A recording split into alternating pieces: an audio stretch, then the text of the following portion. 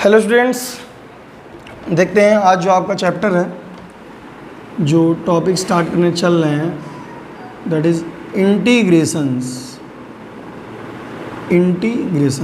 ठीक है, integration is the most important chapter या most important topic of the calculus. आप ऐसे समझ सकते हैं, आपने पढ़ा है डिफ्रेंशिएशन, पढ़ा है क्लास 11th में पढ़ाया है, डिफ्रेंशिएशन पढ़ा है। ठीक है, तो हम लोग थोड़ा सा इंटीग्रेशन को डिफ्रेंशिएशन से को रिलेट करके पढ़ेंगे, को रिलेट करके समझेंगे, क्योंकि मैंने बताया था आप लोगों को कि without differentiation integration is not possible, बताया था। ठीक है, तो अगर इंटीग्रेशन का कंसेप्ट समझना है तो सबसे पहले हमें डिफ्रेंशिएशन का कंसेप्ट एक बार रिवाइज करना होगा। थोड़ा सा मैं रिवीजन करा रहा हूँ, यहाँ चेक करता हूँ आपको भी। ये बताइए, अगर कहीं पर dy/dx लिखा होता था तो उसका मतलब क्या था? उसका मतलब क्या था कि ये जो y है, y एक फंक्शन था जिसको हमने क्या किया, dy/dx ये शो करता है कि ये x के रिस्पेक्ट में इसका डेरिवेटिव, यही तो मतलब है। मतलब कि x के रिस्पेक्ट में y का एक्चुअली ये क्या था, रेट ऑफ चेंज, बताया था क्या, rate of change in y with respect to यही तो है कि rate of change in y में rate of change with respect to x, that is dy/dx। और रेट ऑफ चेंज करने के बाद जो निकल के हमें यहाँ मिलता था, जैसे कोई फंक्शन था f(x) था, तो f'(x) अगर मिला तो इसको हम लोग क्या बोलते थे, डेरिवेटिव। इसी को तो बोलते थे डेरिवेटिव, है ना, इसी को तो बोलते थे डेरिवेटिव। इसका मतलब ये हुआ कि किसी फंक्शन को जब हम लोग x के रिस्पेक्ट में रेट ऑफ चेंज करके उसकी वैल्यू फाइंड आउट करते थे तो हमें जो मिलता था उसको हम लोग क्या बोलते थे, डेरिवेटिव बोलते थे। और ये पूरा प्रोसेस, जो इसको सॉल्व करना और यहाँ तक पहुँचना, ये पूरा प्रोसेस क्या कहलाता था, डिफ्रेंशिएशन। बात समझ में आ रही कि इसका पूरा प्रोसेस जो था, इसका जो पूरा प्रोसेस था, सपोज दैट मैं यहाँ बात करूँ dy/dx ऑफ, यहाँ पर लिखा है x², dy/dx of x² is what, 2x, है ना। तो ये x² एक फंक्शन था f(x), उसको आपने x के रिस्पेक्ट में क्या किया, डिफ्रेंशिएट किया, रेट ऑफ चेंज निकाला और वो आ कितना गया, 2x आ गया। तो ये 2x हो गया हमारा, 2x हो गया डेरिवेटिव, और यहाँ से यहाँ तक का ये पूरा प्रोसेस क्या कहलाता है, डिफ्रेंशिएशन। बात समझ में आ रही? तो ये पूरा प्रोसेस कहलाता है डिफ्रेंशिएशन। अब बात कर रहे हैं इंटीग्रेशंस की।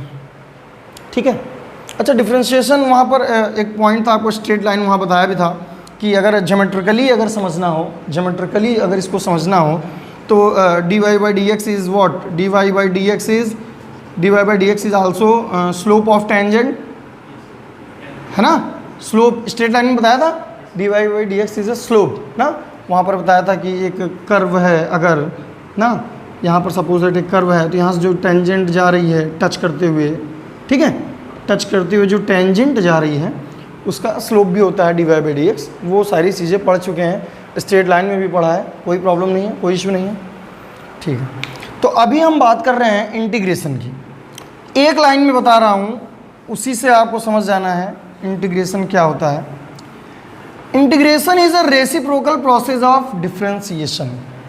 बात समझना, क्या बताया, integration is a reciprocal process of differentiation. It means, देखिए क्या बोला, integration is reciprocal of differentiation. इसीलिए बार बार बोल रहा था कि इससे रिलेट करके पढ़ना है। समझ में आ रही बात कि इंटीग्रेशन जो है वो रेसिप्रोकल है किसका, डिफ्रेंशिएशन का। रेसिप्रोकल मीन्स अपोजिट ना, अपोजिट मतलब अगर ये डेरिवेटिव है तो ये एंटी डेरिवेटिव है, ये बोल सकते हैं, एंटी डेरिवेटिव, अपोजिट, रेसिप्रोकल, कुछ भी बोल सकते हैं ना। तो कैसे है समझते हैं कि अगर कोई फंक्शन, सपोज दैट हमें कोई फंक्शन है f(x), ठीक है, और इसका हमने क्या निकाल दिया, dy/dx, इसका निकाल दिया क्या, dy/dx, तो हमें मिला क्या, f'(x), भाई f(x) का डेरिवेटिव f'(x) ही तो होता है, डिफ्रेंशिएट कर दिया, एफ डैश एक्स मिल गया, ये डिफ्रेंशिएट कर दिया, ये डिफ्रेंशिएशन डेरिवेटिव हमें मिल गया। और मैंने बताया कि integration is a reciprocal of differentiation. इसका मतलब अगर मुझे इसको इंटीग्रेट करना हो, इस एफ डैश एक्स को अगर इंटीग्रेट करना हो तो हमें क्या मिल जाएगा? नहीं समझ। एफ एक्स को डिफ्रेंशिएट किए तो क्या मिला? F dash x. और मैंने कहा इंटीग्रेशन क्या होता है? डिफ्रेंशिएशन का अपोजिट। तो ये तो डिफ्रेंशिएशन हो गया, इसका अपोजिट एफ डैश एक्स का अपोजिट, यही तो होगा, यही तो बात बताई। Integration is a reciprocal of differentiation. तो अगर एफ एक्स का डिफरेंशिएशन एक्स के रिस्पेक्ट में एफ डैश एक्स है, डेरिवेटिव एफ डैश एक्स है, तो एफ डैश एक्स का integration is what? F x. And that is also the definition of integration, है कि नहीं है? कि integration is a reciprocal of differentiation. तो कहने का मतलब हम ये समझ सकते हैं कि अगर इंटीग्रेशन हमें किसी फंक्शन का करना होगा, बात समझना बहुत अच्छे से, अगर हमें इंटीग्रेशन किसी फंक्शन का करना होगा, सपोज दैट मैंने मान लिया कि आपसे कह रहा है कि आप करिए एक्स स्क्वायर का इंटीग्रेशन करिए, ध्यान देना बात को। सपोज दैट बोल दिया एक्स स्क्वायर को इंटीग्रेट करिए, तो एक्स स्क्वायर को इंटीग्रेट करने का मतलब, बात ये समझिए कि इंटीग्रेट अगर जिस फंक्शन को इंटीग्रेट करना है तो इसका मतलब वो पता है क्या दिया हुआ है? क्या दिया? वो एफ एक्स दिया हुआ है कि एफ डैश एक्स दिया हुआ है? एफ डैश एक्स दिया हुआ है। नहीं बात समझ में आई? मैंने अभी बताया भाई कि अगर एफ एक्स का डिफरेंशिएशन ये है तो इसका ही तो इंटीग्रेशन हम निकालेंगे, ये आता है। और अगर इसका इंटीग्रेशन ये आ रहा है, एफ एक्स आ रहा है, तो इसको इंटीग्रेट करना है, तो इसका मतलब जब भी हम इंटीग्रेशन करने को देगा एक तरह से वो डेरिवेटिव दिया है ना, क्योंकि डेरिवेटिव को तो ही हम इंटीग्रेट करके एंटी डेरिवेटिव फाइंड कर सकते हैं। बात समझ में आ रही कि नहीं समझे? बात इतनी सी है कि जब भी हमें कोई फंक्शन देगा, ठीक है, वो आपको एफ एक्स दिख रहा है कि ये तो एक्स स्क्वायर एफ एक्स है, अरे ये तो ठीक है एक्स का फंक्शन है, ठीक है, लेकिन मैं क्या कह रहा हूँ कि क्योंकि ये इसका रेसिप्रोकल होता है, तो अगर हमें कोई फंक्शन दिया है और उसका हमसे पूछ रहा है इंटीग्रेशन निकालिए, तो एक तरह से वो हमसे क्या कह रहा है पता है? कि वो हमें मतलब डेरिवेटिव दिया हुआ है, और डेरिवेटिव देकर क्या पूछ रहा है? एंटी डेरिवेटिव, रेसिप्रोकल पूछ रहा है, तभी तो हमको ये डेरिवेटिव मिलेगा, एफ एक्स मिलेगा, ठीक है। तो इंटीग्रेट, तो बात यहाँ पर ये आई कि भैया ठीक है, अगर डिफ्रेंशिएशन करते थे तो डी बाई डी एक्स लिखा है, पहचान गए कि क्या है डिफ्रेंशिएशन, तो वैसे इंटीग्रेशन के लिए भी कुछ इसका साइन होना चाहिए, जिससे हम पहचान जाएं कि हमें करना क्या है, कुछ साइन होना चाहिए कि नहीं होना चाहिए। तो वैसे यहाँ पर एक साइन दिया गया, दैट इज व्हाट? दिस। और यहाँ पर डी बाई डी एक्स लिखा, तो ये डी एक्स ये शो करता था कि एक्स के रिस्पेक्ट में हो रहा है, तो यहाँ भी कुछ शो करना पड़ेगा। ये डी एक्स प्रोडक्ट में, यहाँ डिवाइड में था, यहाँ प्रोडक्ट। अब ये कंप्लीट क्वेश्चन हो गया आपका कि find the integral of this. अब इसका मैं यहाँ बता रहा हूँ, ऐसे लिख लिया, एफ डैश एक्स यहाँ लिख लिया, और D x integral of f dash x d x, ये क्या आएगा? एफ एक्स ही तो आएगा, बताया ना। अगर एफ एक्स का डेरिवेटिव एफ डैश एक्स है तो एफ डैश एक्स का इंटीग्रेशन एफ एक्स होगा, अपोजिट तुरंत, ठीक है, ये हमेशा क्लियर है। तो इसको बोलते हैं, इस पूरे यहाँ से यहाँ तक के प्रोसेस को क्या बोलते हैं? इंटीग्रेशन। क्या बोलते हैं? इंटीग्रेशन। ये प्रोसेस जो है, जैसे वहाँ ना डिफ्रेंशिएशन, वैसे ये प्रोसेस क्या कहलाता है? इंटीग्रेशन। ये साइन कहलाता है इंटीग्रल, पढ़ना इसको कैसे? Integral of f dash x is equal to f x ना, और ये कहलाता है इंटीग्रेंट्स, ठीक है। तो ये जब निकल के सॉल्व आपका एंटी डेरिवेटिव आ गया, तो ये पूरा प्रोसेस इसको सॉल्व करने का जो कहलाता है वही क्या कहलाता है? इंटीग्रेशन। अच्छा, दूसरी बात ये है कि अभी जो आपको पढ़ना है इंटीग्रेशन, जो चैप्टर जो टॉपिक स्टार्ट हुआ है आपके सामने, इसमें जो अभी पढ़ना है, जैसे इंटीग्रेशन बहुत सारे टाइप्स का होता है। जैसे आपने पढ़ा था डिफरेंशिएशन पढ़ा, वेरिएशन ऑफ पैरामीटर उसमें पढ़ा ना, डबल डेरिवेटिव पढ़ा, डिफरेंशिएशन, सब्स्टिट्यूशन पढ़ा, बहुत सारे टाइप्स थे। वैसे ही इंटीग्रेशन में बहुत सारे टाइप्स हैं। तो जो हमारा स्टार्ट होता है वो स्टार्ट होता है इनडिफिनिट इंटीग्रल्स। इनडिफिनिट इंटीग्रल क्यों बता रहा हूँ, उसका मतलब थोड़ा सा मैं एक एग्जांपल, एक फॉर्मूला ले रहा हूँ डिफरेंशिएशन का, ठीक है। D by d x of sine x is what? D by d x of sine x cos x. ठीक है, d by d x of sine x क्या होता है? Cos x. ठीक है, मैं यहीं पर बात कर रहा हूँ कि ठीक है, अगर ये होता है तो integral of cos x d x क्या होगा? Sine x. ठीक है, एक बात बतानी थी। इनडेफिनिट इंटीग्रल का एक रूल होता है कि जब भी हमारा इंटीग्रेशन पूरा करके जो भी आंसर आता है, एंटी डेरिवेटिव जो भी आता है, वहाँ हम लोग प्लस सी करते हैं। क्या लिखते हैं? प्लस सी लिखते हैं, तभी वो आंसर कंप्लीट होता है। क्यों करते हैं वो थोड़ा सा बताने की कोशिश कर रहा हूँ। चलिए ठीक है, साइन एक्स का डिफरेंशिएशन हो गया कॉस एक्स, तो ये तो क्लियर है। अगर इसका डेरिवेटिव ये है तो इसका इंटीग्रेशन ये होगा, कन्फर्म। मैं एक दूसरा एग्जांपल लेता हूँ यहाँ, डी बाई डी एक्स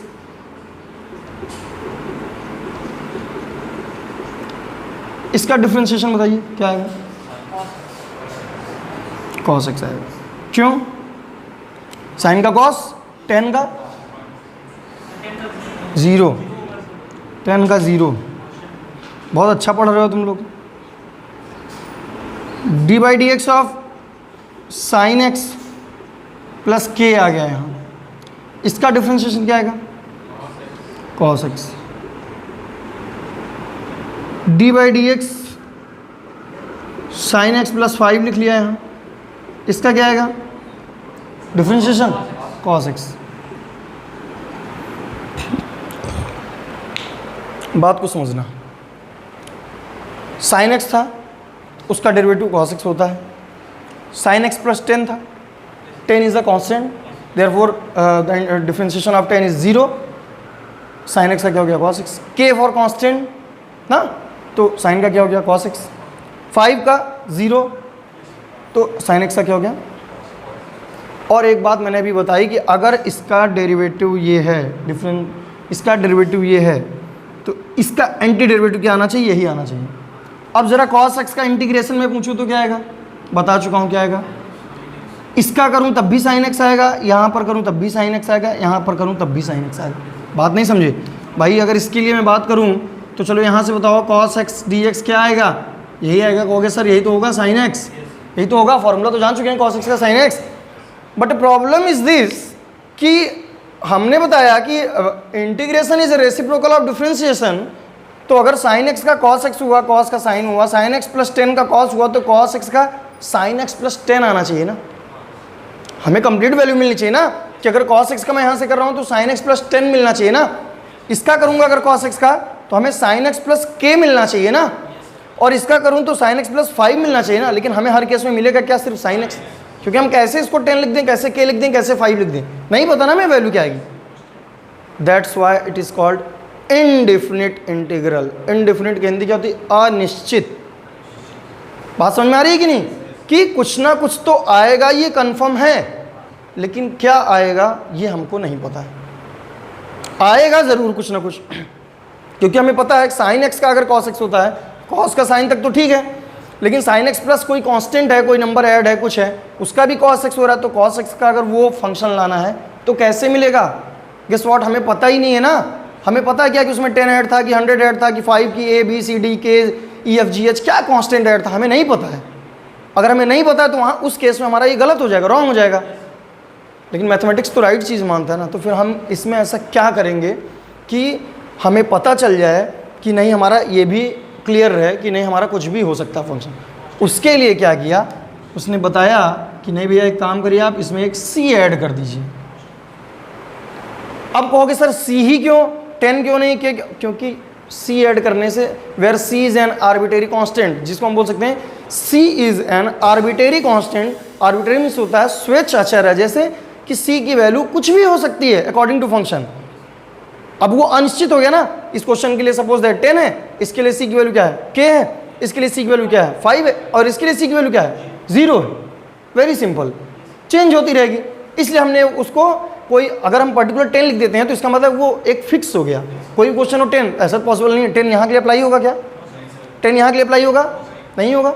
इसलिए बात करते हैं कि एक कांस्टेंट सी ऐड करते हैं, where C is an arbitrary constant, और सी की वैल्यू कुछ भी हो सकती है। और इस केस में ये देखो सारे केस आपके फॉलो हो गए ना। इसका भी लिखेंगे तो cos x का sin x plus c where C is equal to k, इसका लिखेंगे sin x plus 5 sin x plus c where C is equal to 5। बात समझ में आ रही है कि नहीं कि यहाँ सी क्यों ऐड किया?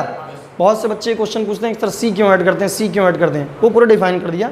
क्योंकि ये एक इनडेफिनिट इंटीग्रल है। इनडेफिनिट क्यों है वो बता दिया, इनडेफिनिट इंटीग्रल क्यों है, और इसीलिए यहाँ पर एक सी ऐड करते हैं जिससे सी की वैल्यू कुछ भी हम रख सकते हैं और हमारा फंक्शन क्या हो जाएगा, सेटिस्फाइड हो जाएगा, जो हमारी डेफिनेशन ऑफ इंटीग्रेशन होती है। ठीक है, तो ये तो फार्मूला था। ऐसे इंटीग्रेट जैसे डिफरेंशिएशन में आपने बहुत सारे फार्मूले पढ़े, वैसे ही इंटीग्रेशन में भी बहुत सारे फार्मूले हैं। ठीक है, उनको उनकी हेल्प से क्वेश्चन को सॉल्व करना होता है। तो कुछ फार्मूले हम लिखते हैं लेकिन उसको को रिलेट भी करते हैं किससे, डिफरेंशिएशन से ना। उससे रिलेट करने का बेनिफिट ये है कि कैच जल्दी कर लेंगे आप। तो मैं यहाँ पर एक डिवाइड कर दे रहा हूँ, इधर डिफरेंशिएशन ना, डिफरेंशिएशन, और इधर इंटीग्रेशन। ठीक है, फर्स्ट फॉर्मूला जो था डी बाई डी एक्स क्या था बताइए, एक्स की पावर n क्या है? ठीक है, तो यहाँ पर अगर हम इंटीग्रल की बात करें, x की पावर n से स्टार्ट होगा, तो ये होता है x की power n plus 1 upon n plus 1, और प्लस क्या रहेगा हमेशा, इनडेफिनिट पढ़ रहे हैं। इनडेफिनिट के बाद जब भी पढ़ेंगे इंटीग्रल वहाँ c नहीं रहेगा, क्योंकि हमें वहाँ बाउंडेड दे देगा, open interval close interval a से b के अंदर, तो वहाँ बाउंडेड दे देगा, तो वहाँ c ऐड नहीं करते हैं, वो डेफिनेट इंटीग्रल हो जाता है। ठीक है, अब अगर आपको चेक करना हो तो यहाँ से चेक कर सकते हो कि नहीं सर इसका इंटीग्रेशन ये है तो इसका डिफरेंशिएशन ये होना भी चाहिए। अगर इसको डिफरेंशिएट करें यहाँ पर 2 मिनट लिए, तो पावर क्या होती है, पहले आती है डिफरेंशिएशन में ना, पावर में क्या होता है, एक कम हो जाता है ना, और अपॉन में क्या है, n प्लस 1 है ही है। देखो ये कट गया, और यहाँ कांस्टेंट था, कांस्टेंट का 0 हो जाएगा, ये 1 से 1 कट गया, क्या आया, हमेशा माइंड में रहे। इसीलिए तो मैंने बताया कि एक्चुअल में क्या होता है, ये एक्चुअल में एफ डैश एक्स है कि नहीं है। अब देखो यहाँ से क्लियर हो गया कि नहीं, फंक्शन तो ये था ना, इसका डेरिवेटिव ये लिखा है कि नहीं लिखा है। तो वही बातें कर रहे हैं कि जो हमें दिया होता है वो एक तरह से डेरिवेटिव दिया होता है। ठीक है, यहाँ प्लस सी। अब अगर मैं बात करूँ कि जो यहाँ पर मैं सेकंड ले रहा हूँ example, D by d x of sine x, D by d x of sine x क्या होता है, कॉस एक्स होता है ना। तो यहाँ पर हमारा जो इंटीग्रल आएगा कॉस एक्स डी एक्स, ये क्या हो जाएगा, sine x plus plus, good. अगर मैं बात करूँ यहाँ पर, अच्छा इंटीग्रेशन में सारे फार्मूले आपको तुरंत नहीं मिलते हैं, कुछ यहाँ पर फार्मूले हैं जो डिराइव करके आते हैं, कुछ के फार्मूले होते ही नहीं हैं। तो सारी चीज़ें धीरे धीरे जैसे जैसे स्टेप आगे बढ़ेगा बताते चलेंगे। तो साइन का कॉस एक्स की बात करें तो क्या होता है, माइनस साइन एक्स। ठीक है, और यहाँ पर साइन एक्स की बात करेंगे, अपोजिट ले रहे हैं ना, साइन एक्स की बात करेंगे तो क्या हो जाएगा, minus cos x plus, good. ये हमेशा ध्यान देना है, डिफरेंशिएशन में बहुत इजी है, किसी से पूछे तुरंत बताया साइन एक्स का क्या होता है, कॉस एक्स। लेकिन इंटीग्रेशन अगर बात करें साइन का क्या होता है, माइनस कॉस एक्स होता है। क्यों, यहाँ रीज़न है ना, माइनस इधर आ जाएंगे। अच्छा यहाँ पर क्या था, टेन एक्स था, टेन एक्स का सेक स्क्वायर एक्स, यहाँ टेन एक्स आएगा तो उसका देखिए लॉग नहीं, लॉग सेक एक्स होता है माइनस, यही डिफरेंस है डिफरेंशिएशन और इंटीग्रेशन का। तो वो लॉग में चला जाता है, तो वो इंटीग्रेशन बाय सब्स्टिट्यूशन की हेल्प से थोड़ा सा बाद में बताएंगे उस फार्मूले को, जो अभी इजी वे में है, जो डायरेक्ट रिलेटेड है वो बता रहे हैं। ठीक है, तो यहाँ पर हम करेंगे सेक स्क्वायर एक्स का, सॉरी यहाँ तो टेन एक्स था ना, यहाँ साइन कॉस टेन एक्स ले लिए, क्या होता है सेक स्क्वायर एक्स। तो यहाँ पर बात करेंगे सेक स्क्वायर एक्स का क्या हो जाएगा, टेन एक्स प्लस सी। यहाँ पर हम लिख रहे हैं कॉट एक्स, कॉट एक्स क्या होता है ना। तो यहाँ पर हम एक तरह से ये बोल सकते हैं कि चाहे तो सुनिए कोसेक स्क्वायर एक्स लिख लें, उसका क्या कर दें, माइनस कॉट एक्स कर दें, या माइनस कोसेक लिख दें तो उसका प्लस कॉट कर दें, बात वही है, कंफ्यूज नहीं होना है। Cosec square x d x का क्या हो जाएगा, माइनस कॉट एक्स प्लस सी। और अगर ऐसे नहीं समझना है तो माइनस यहाँ लगा दें तो यहाँ कॉट एक्स, अपने हिसाब से एडजस्ट कर लेना, ठीक है। फिर क्या है, सेक एक्स अगर लिखें हम d by d x sec x into sec x का sec x into tan x, तो यहाँ इंटीग्रल जो हो जाएगा वो किसका होगा, sec x into tan x d x का सेक एक्स प्लस सी। अच्छा नेक्स्ट है हमारे पास क्या है, sine cos tan cot sec, cosec ले लें, cosec x minus cosec x into cot x, तो इंटीग्रल में क्या हो जाएगा, cosec x into cot x d x minus plus, ठीक है। प्लस सी का कंसेप्ट तो क्लियर है ना। अच्छा अगर मैं बात करूं, यहाँ दिख रहा है, दिख रहा है, देखिए डी बाई डी एक्स ई की पावर एक्स, तो क्या होता है एक्सपोनेंशियल फंक्शन ई की पावर एक्स, तो यहाँ भी क्या होगा इंटीग्रेशन ई की power x d x is equal to e की पावर एक्स प्लस। एक और बता दे रहा हूँ कि आपका फर्स्ट एक्सरसाइज तो एटलीस्ट कंप्लीट हो जाएगा इतने से। एक और फॉर्मूला है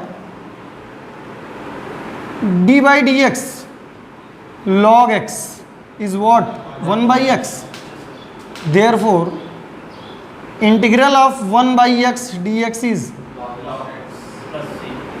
है ना।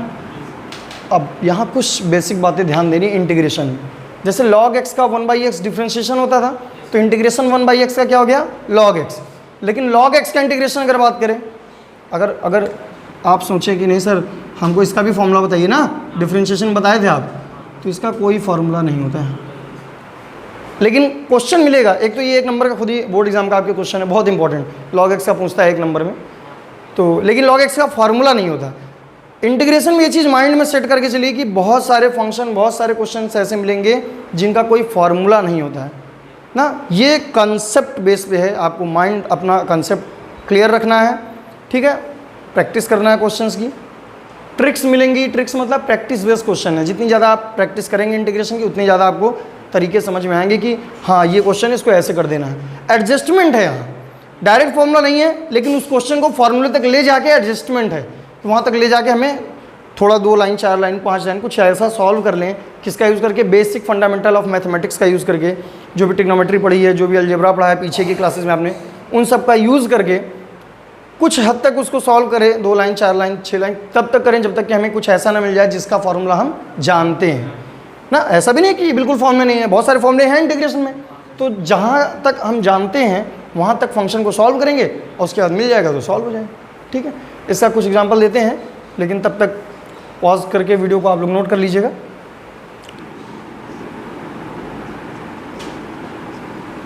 एक एग्जाम्पल दे रहे हैं आपको, देखिए जैसे x की पावर 5 ये dx, ठीक है।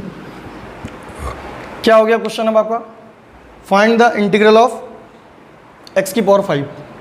बहुत ही सिंपल है, कुछ नहीं करना है, फार्मूला भी आपने पढ़ा, याद रखिएगा फार्मूला, थोड़ा सा जल्दी याद करा करिए, अपॉन, हाँ गुड, ठीक है ना। तो पहला फॉर्मूला जैसे डेरिवेटिव्स का था वैसे यहाँ पर है, बहुत सिंपल है। x की पावर 5 dx है, तो सबको पता है क्या हो जाएगा, x की पावर 5 प्लस 1 अपॉन 5 प्लस 1 और प्लस में तो x की पावर 6 अपॉन 6 प्लस c, ठीक है। ये c ऐड ज़रूर करना, ध्यान देना। बस ऐसे ही हैं, बहुत सारे सिंपल हैं। जैसे मैं सेकंड एग्जांपल दे रहा हूँ कि चलिए भाई बताइए 1 अपॉन x की पावर 5 dx, तो वहाँ भी कंसेप्ट क्या था, जब डिनोमिनेटर में कोई फंक्शन लिखा है तो उसको हम क्या करते हैं, न्यूमरेटर में ले जाते हैं, x की पावर -5 dx, ठीक है। तो ये क्या हो जाएगा, x की पावर, ये मतलब कि x की power -5 plus 1 upon -5 plus 1 plus, तो यहाँ क्या आ गया, x की पावर -4 अपॉन -4 प्लस, ठीक है। कहने का मतलब अगर डिनोमिनेटर में x लिखा है तो उसको पहले न्यूमरेटर में जाकर पावर बना के तब करते हैं, है ना? नहीं, लॉग नहीं लगेगा।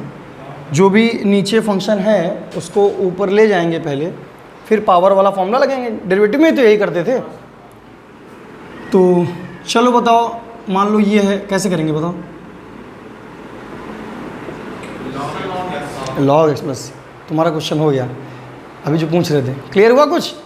रीज़न क्या है कि यहाँ तो लॉग होगा नहीं क्योंकि 1/x का लॉग x होता है। तो यहाँ जो मेथड है अगर वो यहाँ लगाएं, पूछो नहीं सर जैसे इसको बताए हैं ऊपर ले जाएं, मान लो चलो करते हैं, ठीक है।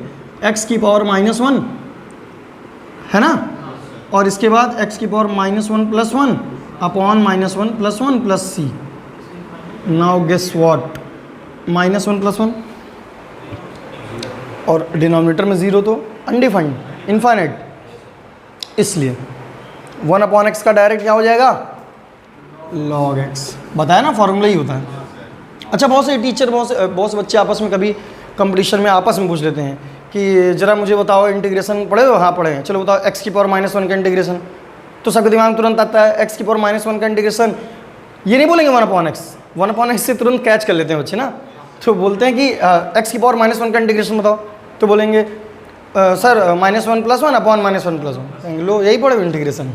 ऐसा नहीं होता है कि 1/x या x की पावर -1 log x, और अगर इससे ज़्यादा पावर बढ़ी तो फिर इसको ऊपर ले जाते हैं और उस फॉर्मूले पर करते हैं। क्लियर रहेगा डाउट? ठीक। इसी टाइप के क्वेश्चंस इसमें हैं, फिलहाल इसको हमें हटा देना था, ये तो नहीं है, ठीक है। तो बोलोगे सर अभी तो बता रहे थे कि कुछ अलग है यहाँ पर, कुछ सोचना पड़ता है, ये तो बहुत इजी दिख रहा है, डायरेक्ट फॉर्मूले पे हो जा रहा है, तो ठीक है। हाँ, एक क्वेश्चन ले लेते हैं थोड़ी देर के लिए, एक डेमो है छोटा सा, क्या चेंजेस हैं। हालांकि इस पे मुझे बाद में आना था, लेकिन हम जानबूझ के ले लिए। क्या चेंजेस हैं, क्या डिफरेंट चीज़ है, डेरिवेटिव और इंटीग्रेशन में क्या डिफरेंट है, वो बताने के लिए एक डेमो लिया छोटा सा। ये क्वेश्चन तुम्हारे सामने है। अगर भूल जाओ कि इंटीग्रेशन है, भूल जाओ कुछ देर के लिए इंटीग्रेशन, अगर ये डिफ्रेंशिएशन होता तो तुरंत तुम क्या करते कि भैया ठीक है पावर में हाफ लगाओ ना, हाफ को पहले लिखो, 1 + sin 2x की पावर हो जाएगा -1/2, इसका फिर से डेरिवेटिव करो, 1 का 0, sin 2x का cos 2x, और 2x का फिर से 2, ये 2 से कट जाएगा, ये नीचे आ जाएगा आंसर। सर इतनी सी बात है, 2 लाइन में सोल्यूशन। कब? जब ये डेरिवेटिव में होता तब, डिफरेंशिएशन में बोलता find the derivative of this function. अभी ये क्या है? इंटीग्रेशन है। इंटीग्रेशन में नहीं होता है कि किसी को x मान ऐसे मान लो पावर फिर पहले आ जाए, ऐसा कुछ नहीं है। मैंने कहा या तो फार्मूला लगेगा या फार्मूला नहीं लगा तो आप बेसिक फंडामेंटल ऑफ मैथमेटिक्स जो भी class 11th class 10th class 9th class 8th class 7th जहाँ तक जो चीज़ मैथमेटिक्स पढ़े हैं उसमें से कुछ भी अप्लाई हो सकता है, कोई भी चीज़ की ज़रूरत यहाँ पड़ सकती है। फॉर एग्ज़ाम्पल मैंने देखा है कि क्लास 10th में हमने पढ़ा है, प्रॉब्लम हमको ये रूट कर रहा है ना, ये रूट ना होता तो हमारा क्वेश्चन आसान हो जाता। तो प्रॉब्लम क्या कर रहा है? ये रूट कर रहा है, रूट कर रहा है, तो रूट से हटाना तो हम 1 को हम लिख सकते हैं sin² x, लिख सकते हैं क्या? और sin 2x का फॉर्मूला 2 sin x इंटू, लिख सकते हैं कि नहीं भाई? 1 identity formula trigonometry class 10th class 9th, sin² x + cos² x = 1 ना। तो ज़रा ये बताओ कि ये पूरा जो है फॉर्मूला बन गया है क्या sin x + cos x का? बोलो भाई, कोई डाउट? और अगर ये होल स्क्वायर है तो बाहर क्या आ जाएगा? ये